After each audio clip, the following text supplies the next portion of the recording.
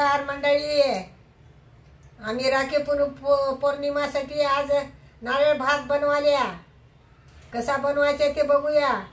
भातासाठी हे नारळ फोडलंय, पाठीमागली साल काढून घेतली, मिक्सर मध्ये फिरवून घेतलंय बारीक। त्यासाठी काय काय सामान लागते ते बघूया।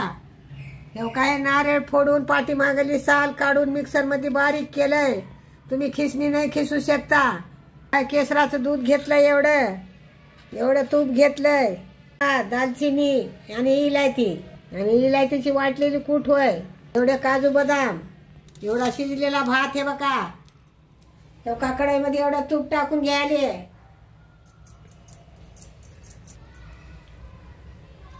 लवंगा टाकाले,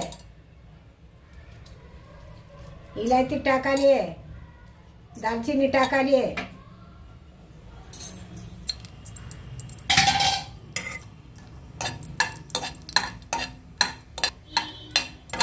काय कापलेले काजू बदाम टाकायचे मध्ये।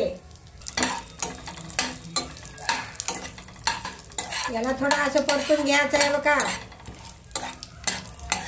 तो काय समजा कमी गॅसवर करायचा असं। बदाम सोनेरी असे झाले की लाल लाल त्याच्यात नारळ टाकायचं।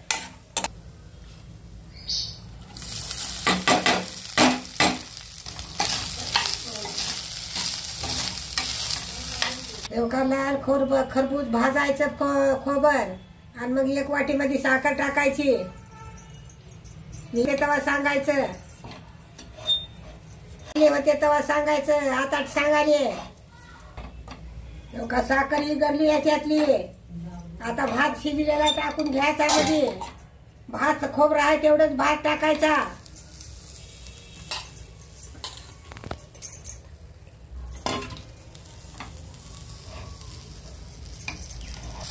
हलक्या हाताने याला मिसळून घ्यायचं असं।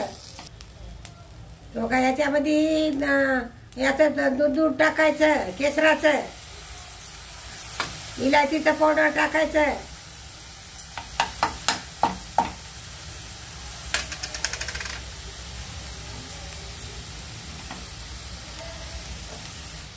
काय याचं झालं तयार। आता नका 2 मिनिटं झाकून ठेवायचं।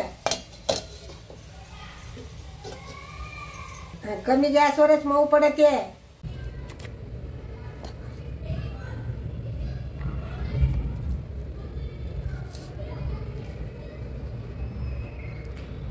नारळी भात बनीनं झाला।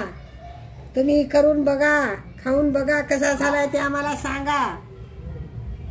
आमचा व्हिडिओ आवडला असला तर कमेंट करा, लाईक करा, सबस्क्राईब करा, चॅनलला जाऊन बघा। मंडळी